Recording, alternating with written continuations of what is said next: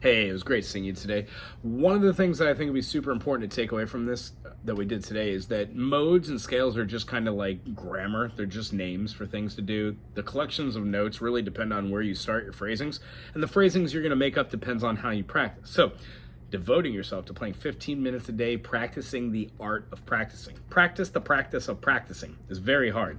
C major, G major, D major, A major, E major, B major, F sharp major, and C sharp major gives us the ability to hear our scales.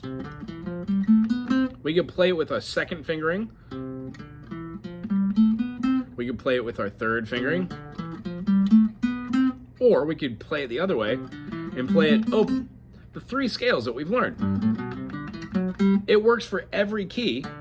And when you move up, it keeps our fingers super centered. And we don't need to move them around, except for a couple notes. What happens is when we go above and below the scale, like, how about like B, D, C, E, D, F, E, G, F, A, G, B, B, C, B, D, D, D, D. It's called the jump over or the leap. It helps me to express myself by going like in Mixolydian. Knowing that the pinnacle note that I'm looking for in Mixolydian is right there, I would do that with every key. And then I would know that that's the F in the key of G, and then that's the feeling. And I would add on new chords, just like the one we worked on today. These chords are compounded by knowing if I could play that chord there, like this, then I can move this one up and play it like that there. It feels a little weird at first, but that's exactly how I play them with these shapes and phrases. And all of these shapes you'll already know. When we count out what key and how we're going to practice it by practicing the art of practice, we give ourselves 5 to 15 to 10 minutes a day to introduce a new concept into our repertoire. Knowing the vocabulary is one thing, knowing the fingerings is the next, and then knowing how to play it in multiple keys is the next thing. So don't get overwhelmed if you're not being able to go diddly diddly diddly. What I'd like you to do is pick a band or an artist or something or steal from them, or just play your melodies and see what harmonies and bends work well together. So if we're in the key of A major, B minor, C sharp minor, D major, E major, F sharp minor, G sharp diminished, and A. All the chords. Ooh, earthquake. Ooh, I felt that one. A major, B minor, C sharp minor, D major. We have our E major, F sharp minor, G sharp diminished. We can also play our 5 chord being the same. 1, 2, 3, 4, 5. You can play an E7 if you want. That functions as being your G sharp diminished. Right back into A. So if we're just playing a groove like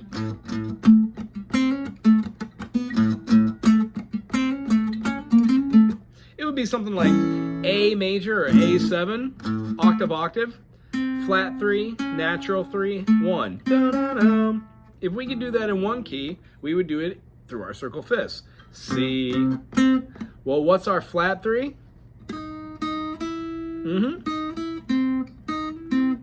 In G. D. A. E. B. F sharp. C sharp. We do it in all 3 of those keys so we get used to playing it on different densities of strings, building calluses, and then being able to hear it with different notes. If that's our building lick, let's throw one more little caveat to it, like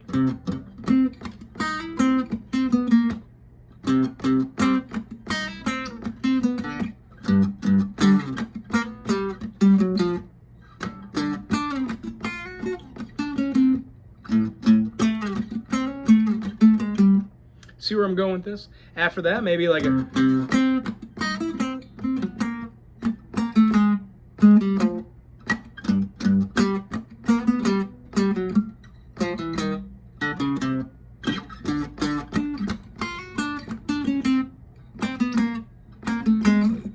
you don't have to go down that way. You will see where the notes line up. And the idea is if you can do it, then you can go and hear where this note is this note. Getting very comfortable with those on both strings. Cool? That is the art of practicing. If you then take another concept besides just using your circle of fifths to move up and down your fretboard, keep your circle of fifths under the 5th fret, like C, D, E, A, E, B, F sharp, C sharp. When we stay around there, or C sharp that way, when we keep underneath the 5th, that allows us to see multiple ways to play the same thing. Our scales that we learned in our 3 different scaling patterns and looking for shapes and patterns is relevant in this while we're building licks. Another thing for the lick building compensation of this kind of idea is if we have notes that are sitting next to each other, those are the notes we want to play as harmonies. Sometimes we do like double taps or triple taps right around there. Sometimes we use the harmony as a foundation.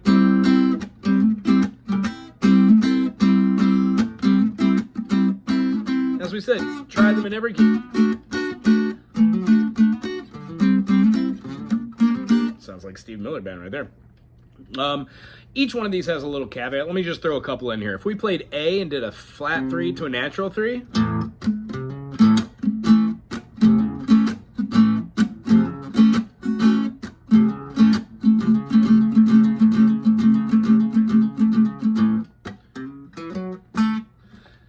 as I said, you're going to want to get like...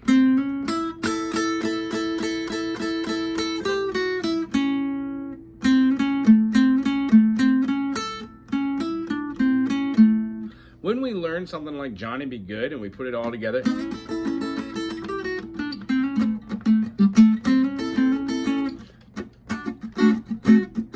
you can hear those notes.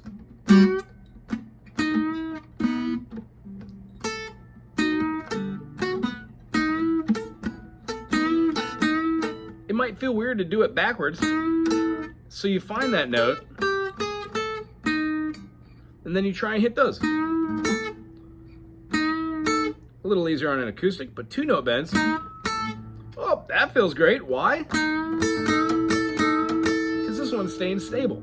So the idea of knowing where a note is and how to hear that note on another string might lead to bends and all sorts of other goodies. If we play stuff like in the key of D major and we had all the notes that would fit, almost all of these are going to feel great for all of your fingers. So finding these harmonies that are derivatives of maybe a 1 and 3 in the chord, a 1 and 4, a perfect 4th, a perfect 5th. Finding those is what the circle fifths helps us do, and finger placement. And hopefully, if you've been following the session here, you're really only going to have to go 1 finger away and 1 finger away. So if you stay centrally located, you don't get too far off the beaten path. When playing with a packing track, now not talking about practicing the practice of practicing, which is using the circle fifths, trying to do licks and going through them with each key. But playing in a backing track, if you're doing something, what we kind of touch and expound upon, if we're playing like a G major to an F major to a C major, and that's our groove, we want to try and get from one part of our fretboard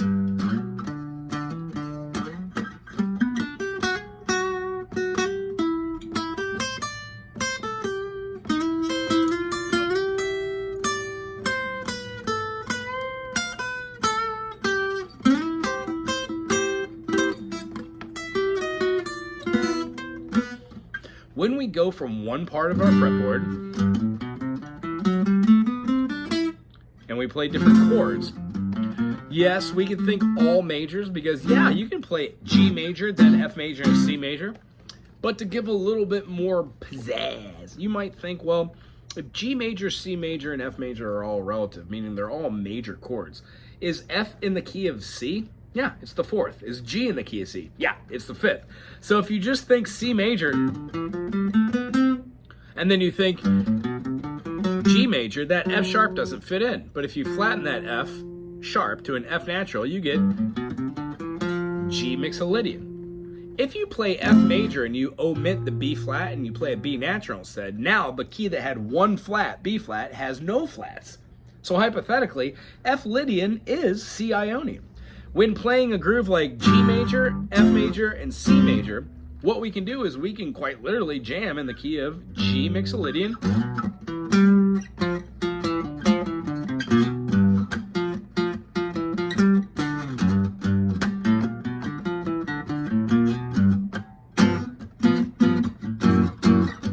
even if the chord goes to F, then C.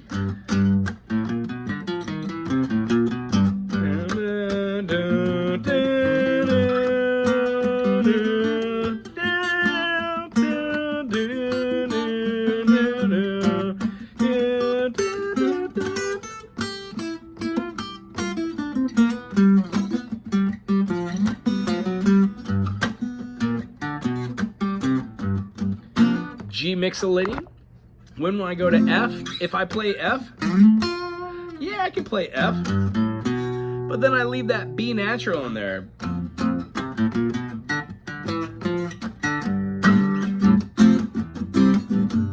So that's my backing track.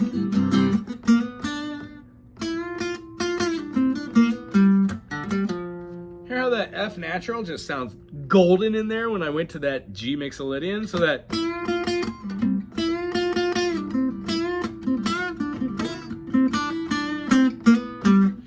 3 to 5, all 3 fingers down.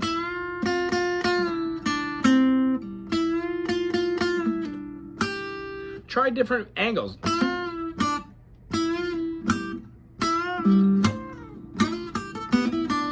Also pentatonic.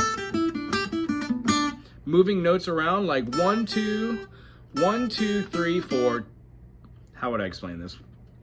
5th fret, 3rd fret, 5th fret, 3rd fret, 3rd fret, 5th fret, 3rd fret, 4th fret, 5th fret, 3rd fret, 4th fret, 2nd fret. So we'd have. That is a great lick of 4 notes to try. And then once you do with 4 notes, try with 3.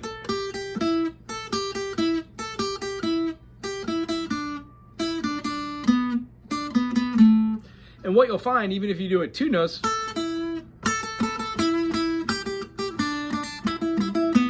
you will devise melodies and little patterns on your own. Then the concept is how many of those can you put together and make sound really, really cool. Cool. So I hope you had a good time today. The concepts that we pulled out of here is what we're going to talk about next week as well, is getting from one quadrant